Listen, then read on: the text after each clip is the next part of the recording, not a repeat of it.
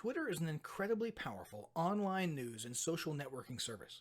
It's in a unique league of its own due to several features that set it apart from other social networking platforms like Facebook, LinkedIn, and Google+.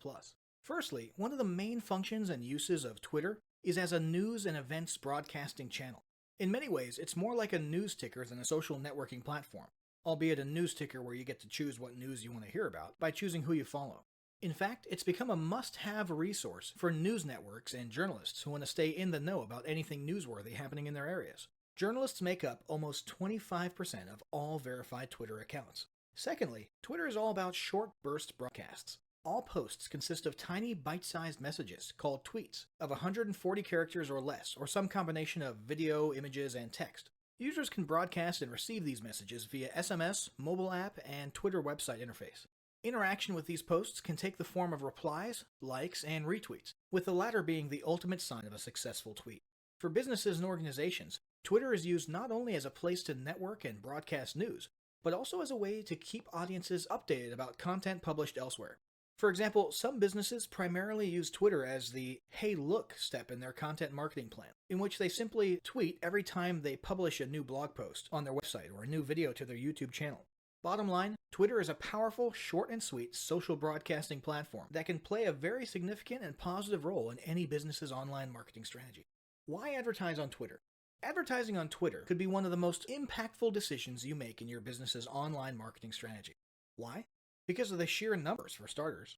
There are well over 300 million active users on Twitter. Yep, you heard that right. And that's nothing compared to the total created accounts, which is sitting at over 1.3 billion. Yes, billion with a B.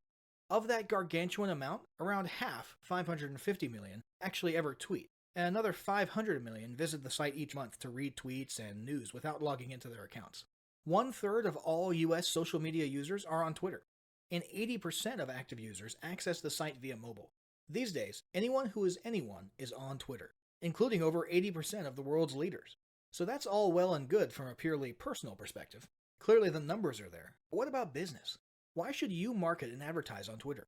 Well, if it's any indication, 65.8% of US businesses with 100+ employees are marketing on Twitter.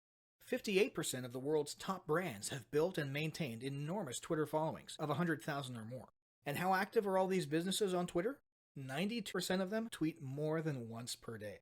Nearly half of them, 42%, tweet up to 5 times per day. And 20% of them go crazy and tweet up to 10 times each day. Yeah, there's a good bet these companies have a very good reason for putting so much marketing energy into Twitter. So the businesses and companies are clearly on board. But what do consumers think? Well, the average Twitter user follows 5 companies, and 80% of them have mentioned a brand or business in a tweet. 54% of consumers on Twitter reported they've taken action in response to seeing brands mentioned in tweets. For example, retweeting, going to the brand's website, or searching for the brand, and so on.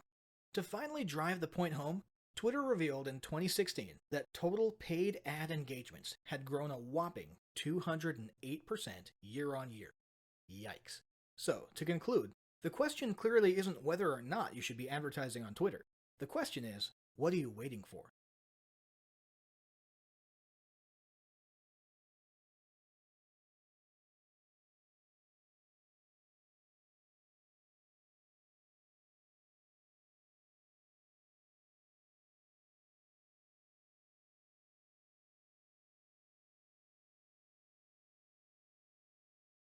Establishing marketing goals is critical to the success of your Twitter advertising. Countless entrepreneurs and businesses have set up a Twitter presence, made a few posts and ads, and then let it sit untouched for months or even years. This is usually due to a lack or absence of goals. Also, your goals will help you determine everything from your campaign objective to your budgeting and bidding. So before you even begin establishing any sort of Twitter ad strategy, you need to establish clear advertising goals. Your goals should be specific, measurable, and attainable. They can be long-term, short-term, or a mix of both. Deadlines and milestones can be helpful as well. I want to increase my Twitter following would be an example of a bad goal because it'll likely result in your advertising efforts petering out after a while because there's no specifics or milestones. I want to gain 1,000 Twitter followers by New Year's is an example of a good goal. It's specific, measurable, and definitely attainable. Below are some examples of the various goal categories you might be using. First up, there's traffic to website, meaning sales, leads, and content. Probably one of the most popular goals of Twitter advertising is to follow Twitter traffic back to your own web properties. After all, most businesses don't do business on Twitter per se. You're leveraging Twitter ads to obtain traffic and convert that Twitter traffic into brand followers, leads, prospects, and customers.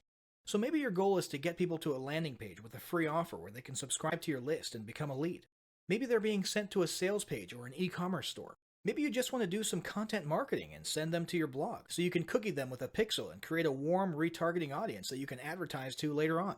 Maybe you're a brick and mortar local business and you want to increase actual foot traffic into your store, restaurant, or office by offering a coupon or announcing a sale or a new menu item. Whatever the case, the end goal for a lot of businesses will likely be bringing Twitter traffic away from Twitter and over to their own web properties or physical locations. Next, there's the gain more followers goal, or as we like to call it, Twitter as autoresponder. In this goal, your aim is to build a large number of Twitter followers.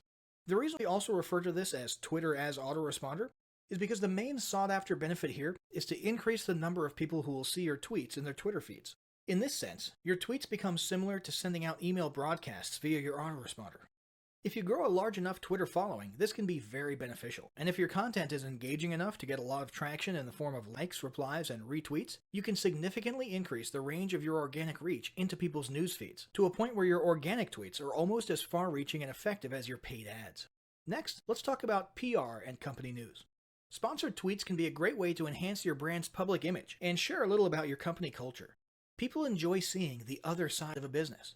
What happens on the inside? Did you recently promote or hire a new executive and want to publicly welcome him or her to the team? Did somebody in the office make a funny video about Donut Day? Did you guys recently sponsor a charity event or volunteer at a local food pantry? Do you want to share a funny blooper reel from a recent sales video? Even tweeting inspirational images and videos about popular or noble causes and movements that have nothing to do with your company can help to associate your identity with feelings of goodwill. Of course, be careful not to alienate your audience if you choose to associate your company with certain types of movements or political issues. There are countless things you can use sponsored tweets for that will enhance your PR and generate positive vibes about your company. Next, let's talk about brand awareness. Another goal that's less thought about might be spreading brand awareness and recognition. If you're just starting out, there's a good chance your brand might be in need of a jumpstart. If nobody's ever heard of you, a great way to increase recognition is to simply create and share unique, helpful, or entertaining content, and get your name, logo, and overall brand identity in front of as many people as possible, as many times as possible. If this is your goal, you want to avoid being salesy in the beginning. Ensure you're focused almost entirely on Twitter ads consisting of helpful, relevant, or entertaining content that simply gets your name, brand, logo, or image in front of people. Finally, there's market research. A hugely beneficial goal of Twitter advertising is market research. If you're just starting your business or going down a new path, Twitter ads and sponsored tweets can be an excellent way to learn more about your audience and your market. This can be done in a structured way with things like surveys and questionnaires, or in a less structured way by simply engaging with your audience, asking questions, and so on. Ultimately, your goal should be to come up with 1 or 2 ideal customer avatars that you can then base your marketing and product development on. So this was a pretty good summary of potential Twitter advertising goals, but yours might be slightly different. Whatever they are, ensure they are specific, measurable, and attainable, and put them down in writing before moving on to ad creation.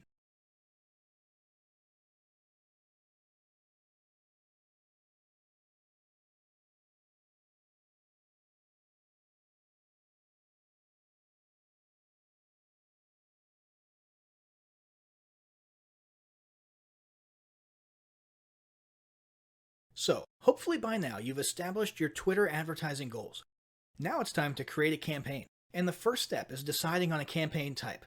There are 6 types of Twitter ad campaigns, also referred to as objectives. These include website traffic ads, Twitter following ads, tweet engagement ads, video view ads, brand awareness ads, and app installs. Depending on your goals, you might end up using just one, a few, or even all of these ad types at some point. We'll take a closer look at each ad type right now.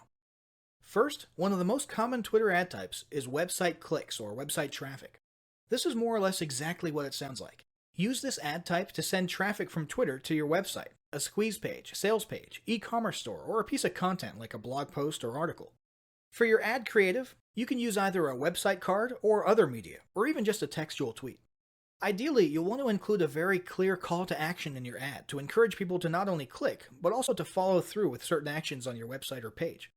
With website clicks, you're setting your bidding and budget in accordance with how many clicks you get to your website. Any other benefits you gain from from this ad, such as followers, retweets, likes, and so on, are completely free. Website click ads work great when combined with conversion tracking.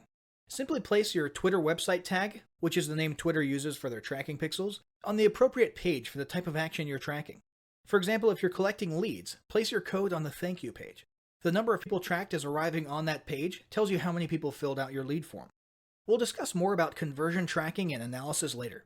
For now, just know it's a good idea to have a website tag on as many of your pages as possible so you can make use of that information later on. Next, there's tweet engagement ads. Tweet engagement campaigns are an excellent way to boost your reach and the number of people interacting with and sharing your content. You can either create an ad creative for this purpose, or you can choose to use an existing organic tweet. Basically, a tweet engagement ad campaign promotes these tweets to a bigger, targeted audience that you otherwise wouldn't reach organically. Rather than painstakingly try to organically network your way in front of the perfect audience on Twitter, you can have any tweet appear in front of your ideal target audience right there in their Twitter newsfeeds. These tweets look and behave exactly like normal tweets, except that they have a small label on them that says promoted. This native look and feel really helps increase the amount of engagements you can expect to receive. In the case of tweet engagement campaigns, you're basically paying Twitter for every time a person interacts with your tweet in any way. This includes retweets, replies, likes, and pretty much any other interaction a person may have with your promoted tweet. Next, there's the increase followers campaign type. Twitter followers can be super valuable for your business. Unlike Facebook, where the percentage of your followers who see your organic posts is very small, with Twitter, your followers can pretty much be expected to see all your tweets. For that reason alone, the increase followers ad type can be very beneficial. Customers who follow you on Twitter are much more likely to become customers and advocates of your brand. According to Twitter's own research, 75% of consumers feel better about small and medium-sized businesses after following them on Twitter, and 69% have purchased from a business because of Twitter content once or more. This campaign promotes your actual Twitter account rather than the individual tweets to a target audience that you think might be interested in your brand. It does so by featuring your account in places like the Who to Follow panel and their home timeline. In this case, you'll be paying Twitter based on instances of people choosing to follow you. This can be an easy and relatively inexpensive way to accelerate your follower growth and significantly boost your organic reach. Next, there's brand awareness ads. Awareness campaigns can be incredibly helpful in getting your brand name or identity in front of as many eyeballs as possible, and ultimately drive better awareness for your business. This can be especially useful when you're a newer brand and you're looking for a quick boost in name recognition within your target market, niche, or industry. The ad in this case can be any typical promoted tweet, meaning text only or text and media, but the real difference is in what you're paying for. Rather than paying for specific actions taken by users on your tweets, you're paying for impressions. An impression is any time a tweet is made visible in someone's newsfeed. The great thing about this model is that impressions are dirt cheap. 1,000 impressions will typically cost you anywhere from a few dollars to $12, depending on things like targeting. The downside is that impressions come and go very quickly and don't necessarily produce direct ROI or results. A person could literally scroll or swipe past your tweet, barely noticing it, and that would count as one impression. If your goal is to get your brand in front of as many people as possible in a short amount of time, then this would be fine, because people would at least be getting exposed to your logo or image, even if they're not stopping to learn more. Just don't expect a ton of engagements or clicks from these tweets, although you'll get a little bit and it doesn't cost you extra. After that, there's video views, also known as promoted video. Video view ads are exactly what they sound like. You're exposing your video to as much of your target audience as possible and paying Twitter for each time a person watches that video. This is very powerful, because videos on Twitter are shown to drive the highest recall and emotional connection of any digital platform, according to business.twitter.com.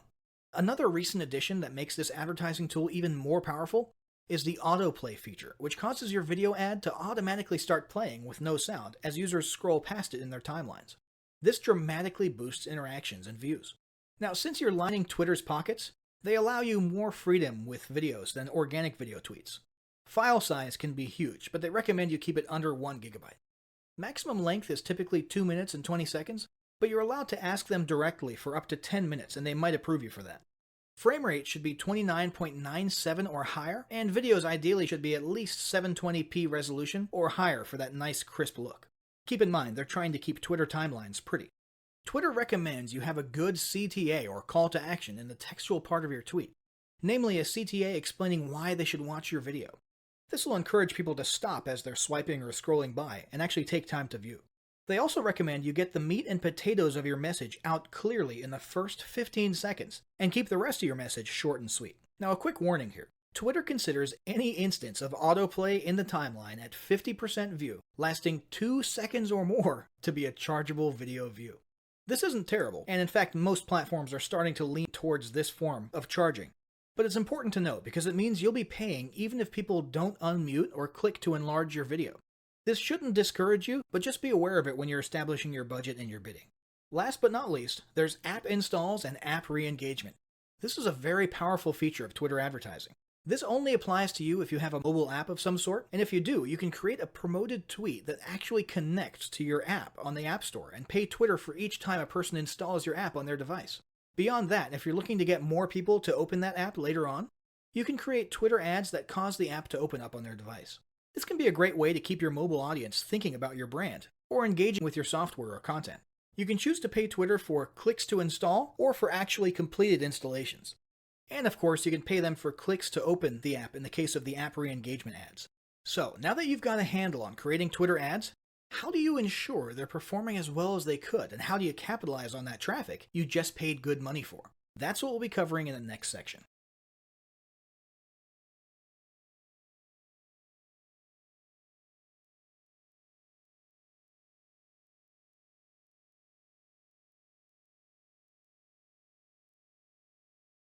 One reason a lot of independent advertisers give up on Twitter ads is because their first experience is underwhelming. Somewhere inside, maybe unconsciously, they were expecting their first campaign to make them millionaires overnight, and when that doesn't happen, they give up. This is a huge mistake. Twitter ads can work wonders for your business. The trick is to analyze, optimize, and retarget. First, let's talk about analysis and stats. Twitter has an awesome analytics dashboard and plenty of useful data to help you track and analyze the performance of your ad campaigns. From your Twitter advertising dashboard, you can see things like impressions, engagements, views, clicks, conversion rates, and maybe most importantly, costs. When you compare all this data against your ad creative, the bidding strategy, and audience targeting, you should have a pretty good idea of your ad's performance. Once you've taken a good look at your performance, it's time to optimize. The idea behind optimizing your Twitter ad campaign is to basically tweak various aspects of it, test the results of those tweaks against a baseline, for example the original campaign, and watch what happens. If the tweak produced an improvement, keep it. That tweaked version now becomes the new norm, and it's time to choose another aspect or element to tweak. For example, let's say you've got an ad campaign for firefighter-themed t-shirt sales, designed to direct traffic to your e-commerce store. You've got an image in your tweet of a firefighter silhouetted in front of some scary flames and textual CTA saying, "Free firefighter t-shirts." The ad is performing worse than you had hoped. For your first attempt at optimization, you might change the call to action and make it a little more wordy. For example, grab your free firefighter t-shirt and celebrate our nation's first responders. After implementing that tweak, you notice that your click-through rates increase, and your cost per click goes down a little. That just became your new baseline. Next, you remove the dark silhouette image and replace it with a bright, flat tabletop background with one of your firefighter t-shirts spread out on it. Big surprise, your performance improves. The big thing to keep in mind for this process is that you only want to make one change at a time. This can be done all within the same ad, but it would be best to simply discontinue the baseline one and then make tweaks to successive cloned versions so you retain each version and can look back and analyze the differences. Also, make sure you don't rush to judgment on each variation. You'll want to have at least 25 to 50 conversions or actions, and I mean at least, before you give a final thumbs up or down to each tweak or variation. Once you've tweaked your ads to perfection, you'll want to move on to optimizing your funnel and capitalizing on your traffic. Which brings us to the tracking pixel or website tag. So the first step to tracking and capitalizing on your traffic is to install your website tag code, which is the thing everyone else in the world calls a tracking pixel. You can get this from inside your ad account, and we recommend you use the universal website tag option. Place this tag on every relevant page of your website. This should include your squeeze pages, your thank you pages, your sales pages, your checkout pages and order forms, your upsell pages, and pretty much every page in your funnel. You should also put this in your members area welcome page. This way, you'll be able to track and analyze the way your traffic flows through your whole customer experience, and where in the funnel your customers are stopping. This way, you can tweak the pages in question to try to improve their conversion rates. Now let's talk about retargeting audiences. Once you've got your pixel or tag code where you need it, it's time to start retargeting. Retargeting is done by creating custom audiences based on user behavior across your pages. The most basic form of retargeting is to simply retarget everyone who has visited your web property. In this case, all you care about is that the audience is warm, which means they've now been exposed to your brand or site and are at least somewhat familiar with you, and therefore more likely to convert if you target all of them and send them to another offer, or the same offer again. A more advanced form of retargeting, however, is action-based retargeting. In this case, you create a custom audience based on pages someone visited or didn't visit, and then you custom tailor an ad message to them. One example might be for people who did land on your squeeze page, but did not land on your thank you page. You know these are people who didn't grab your free gift or opt in, so you can retarget them, reminding them to grab that free offer and why they'll like it. Another example might be upsell reminders. In this case, you'd create a custom audience of people who landed on your upsell page, meaning they bought the initial front-end product, but did not land on the next page after the upsell, whether that be a thanks page or another upsell page. This means you can follow them around Twitter with a tailored message inviting them to upgrade or offering a coupon.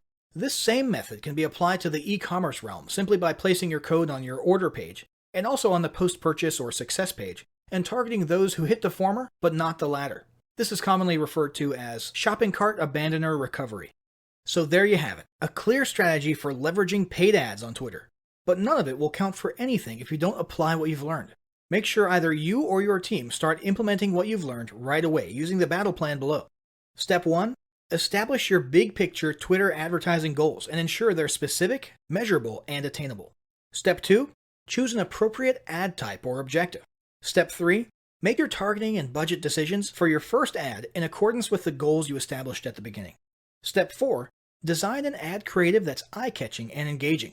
Step 5. Analyze your performance after getting at least around 25 to 50 conversions. Step 6. Start tweaking and optimizing your campaign to boost performance.